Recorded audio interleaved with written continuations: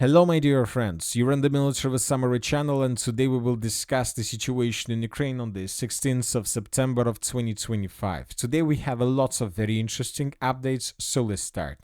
You know that today is a very special and interesting day because the Russians, for the first time for a very long period of time, carry out a massive daylight attack with missiles and drones. According to information we have, the Russians attacked three cities: the city of Kiev, the city of Zaporozhia, and the city of Kharkiv. And the most important, that this attack mainly was carried out during a daylight. So first, let's talk about the city of Kharkiv. So this is the situation. This is the situation in the central part of the city. Here we can see the Russian missile that destroyed almost completely a building in the central part of the city of Kharkiv. So very important episode. We see that this building was targeted, which most likely the building was used by Ukrainians for military purposes. But the most important is not the building and not the destruction that the Russians managed to deal. The most important is that this attack was carried out during the daylight. This is very important, and we will discuss this in a minute. Another city that was attacked by Russians is the city of Kiev, the capital of Ukraine. There are at least two places that were geolocated. The first attack took place around the city of Kalinovka along the railways. The sources are saying that the Russians attacked this probably warehouse which Ukrainians were using for military purposes. In this video we can see the consequences. The warehouse was completely destroyed, and as you can see there were probably some secondary detonation. At least we can see this from this video. The second place that was attacked in the city of Kiev took place in the northern part of the city. The Russians attacked this mall, the biggest mall in the northern part of the city of Kiev. We have at least two videos, but when talking about these videos, we can see just the consequences of attack. So the building, this huge building, was completely reduced to ruins, destroyed. Most likely, and according to Russian resources, this building was used by Ukrainians as a military facility or some warehouse where Ukrainians were keeping their munition. So this is the first video from one angle, and this is the video from another angle. The same building completely destroyed. The building was completely covered with fire. So two buildings were destroyed by Russians. The first one was located along the railways, and the second one is the biggest probably warehouse in the northern part of the city of Kiev.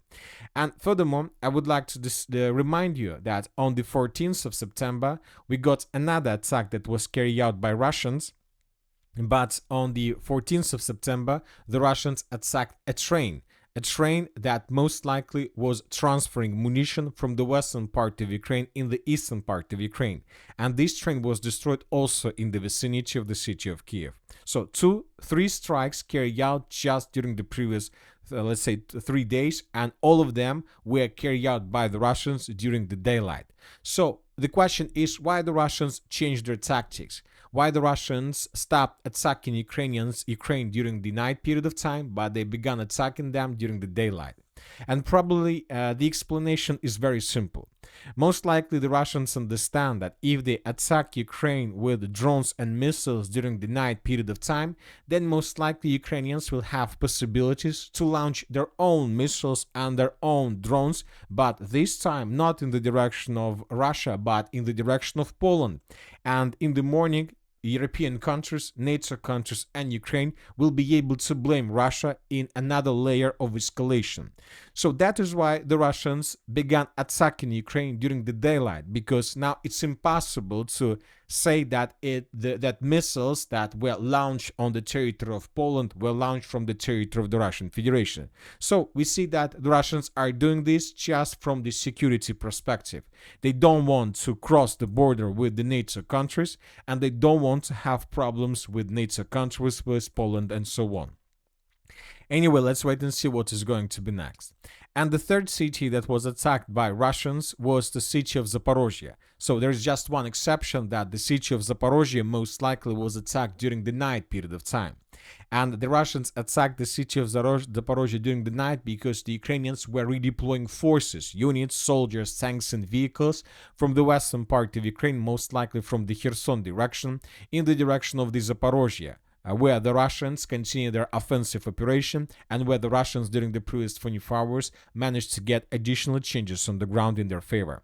So most likely Russians managed to destroy several trains and the Ukrainians were forced to stop the redeployment, despite the fact that the Ukrainian authorities in the Zaporozhia direction have already announced a total evacuation from this area. So all these villages and towns around the town of Pokrovsk were announced for immediate evacuation, which most likely the Ukrainians are planning to use these settlements, buildings and constructions for their military purposes, basically for defense, with the purpose to stabilize the situation and not to allow the Russians to move further deep inside of the territory of Ukraine in the direction of the cities of Zaporozhia and Dnipro.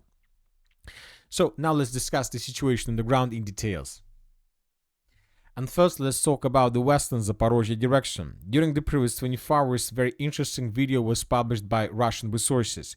Here we can see how Russians were destroying the only bridge along the M80 road that connects the city of Zaporozhia and the front line. So the bridge most likely was destroyed, and nobody has published the consequences of attack, but we believe that the bridge was damaged, really damaged, and most likely this will lead to reduce the Ukrainian logistic capabilities. As for the eastern Zaporozhia direction, the Russians continued their offensive operation, and according to several resources, the group of forces east in face of the 36th Army, 29th Army, and the 5th Army managed to improve their positions once again significantly. The sources are saying that the Russians are about to finish the battle for the settlement of Berezova. This information was confirmed both by pro-Russian and pro-Ukraine resources. As you can see, the village has been colored as a gray zone by pro-Ukraine resources. Furthermore, the Russians answered and improved their positions on the territory of the settlement of Nova Ivanovka, and this information was confirmed by pro-Ukrainian resources. Here we can see how Ukrainians were FPV droning Russians who were attacking the settlement from the east. Based on this video, we have adjusted the map. So this is the situation by the end of the 15th of September. The Russians just finished the battle for the settlement of Volgovskaya, and today we got another video where we can see how Russians began the battle for Nova Ivanovka. This is the reason why Syrsky was forced to bring here security or, let's say, team with the purpose, rescue team with the purpose to stabilize the situation. Because if Syrsky didn't do this, then most likely he would lose not just these villages and this sector, most likely he would lose almost everything until the river of Dnipro. So now Syrsky is trying to stabilize the situation, but this time he is forced to do this, the stabilization, probably in expense of their positions and the situation around the Shakhovo pocket. According to information we have, the Ukrainians began their counter-offensive operation in the area of Russian breakthrough in the northeastern part of the city of Pokrovsk somewhere around the 12th of August. And the Ukrainians of the 1st Military Corps were tasked to do just one thing: to stabilize the situation and to restore control over this pocket, to force the Russians to fall back from this area. And it seems that the Ukrainians were very close to complete this mission. According to information we have, during the previous 24 hours, the Ukrainians restore control over the village of Pankovka. The pro-Ukraine resources colored this territory almost as a one big gray zone. But today we got report that the Russians managed to stabilize the situation by redeploying additional army. Due to Ukrainian reinforcements arriving from Sumy and counterattacks by assault units, Russia redeployed elements of the 5th Army to prevent the semi-encirclement of 51st Army units, which continue their attacks in the Rodinska-Dobropolye direction. So the Russians introduced a very big army, a very powerful army in this area just with one purpose: to hold this foothold, while another Russian army continue its offensive operation in the northern and the northwestern directions with the purpose to establish complete control over the city of Rodinska, over the city of Belitska and Dobropolye. So the clashes continues, and we see that despite the fact that Ukrainians were tasked to stabilize the situation, they haven't managed to do this. Now they are forced to keep forces here, and now they need to start thinking where to get additional forces to stabilize the situation in Zaporozhia. And as we discussed in the previous video, most likely the Ukrainians were forced to use the Kherson contingent for these purposes. And currently there are very high chances that due to the fact that Ukrainians use the Kherson forces for these purposes, the Russians may try to cross the river of Dnipro with the purpose to establish complete control over the city of Kherson. Maybe not today, maybe not tomorrow, maybe in a month or two, but this might happen. Now let's move further and let's discuss the situation in the city of Constantinovka. The Russians began artillery preparation. During the previous 24 hours, we received a lot of videos of how Russians were bombing and attacking the city of Constantinovka with multiple launch rocket systems, the southeastern part, and how Russians were bombing temporary deployment points of different Ukrainian units in the western and in the central part of the city. So it seems that the Russians are about to begin their major offensive operation with the purpose to answer the city of Constantinovka and to take the settlement under complete control as fast as possible. Now let's move further and let's discuss the situation in the Sieversk-Liman direction. During the previous 24 hours, the Russians managed to improve their positions, and pro-Ukraine resources stated that the Russians, by the end of the 16th of September of 2025, managed to establish complete control over the entire Serebranka forest. So now this is already a history according to pro-Ukraine resources.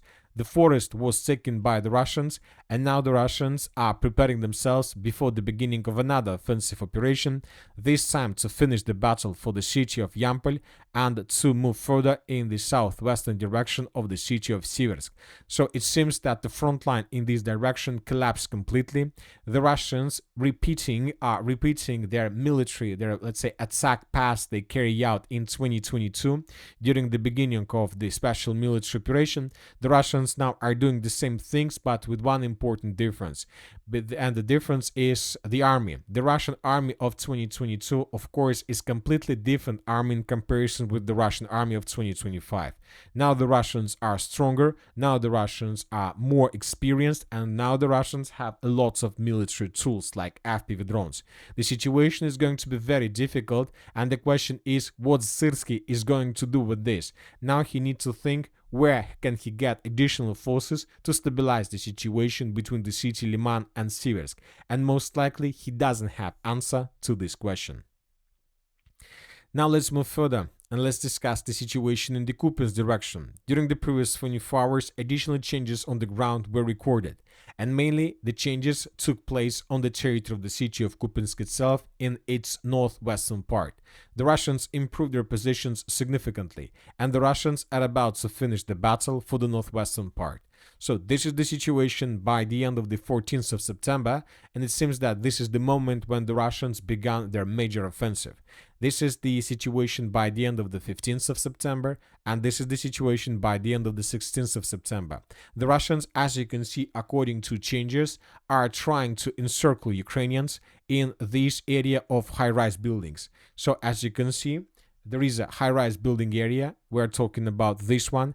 And now the Russians are trying to attack this area at least from 4 directions, trying to cut supply and support of the armored forces of Ukraine in the area of the railway stations and further to the north. If Russians take this territory under complete control, then most likely the Ukrainians will begin their famous regrouping further in the southern and the southwestern direction, and the Ukrainians at the end, all in all, would be forced to fall back from the eastern bank of the river Voskol. Another important piece of news is that today several very reliable pro-Russian resources reported that the armored forces of the Russian Federation began their major offensive operation in the northeastern part of the Kharkiv Oblast. And now the same question, what kind of resources and reserves Syrskyi are going to take to stabilize the situation in this area? Or he is going to do the same thing as he did in the Zaporozhia direction. He was falling back from another village to another while he was supposing that Ukrainians of the 1st National Guard would secure the territory around the city of Pokrovsk. This mission failed. Now he bringing forces in the direction of Zaporozhia, and due to this pattern and due to this logic, most likely Syrskyi may take a decision to abandon his positions in the northeastern part just as one purpose, to win some time, relying on the situation that he will be able to stabilize the area around the city of Pokrovsk and Zaporozhia, because if he doesn't stabilize the situation here, most likely he would be forced to fall back even further in the southwestern direction, almost until the city of Kharkiv. And that's it for today. Military Summary channel reminds you we condemn any violence in the world. Thank you for your watching. Subscribe to my channel, put your likes, join my Patreon, and have a good day. Bye bye.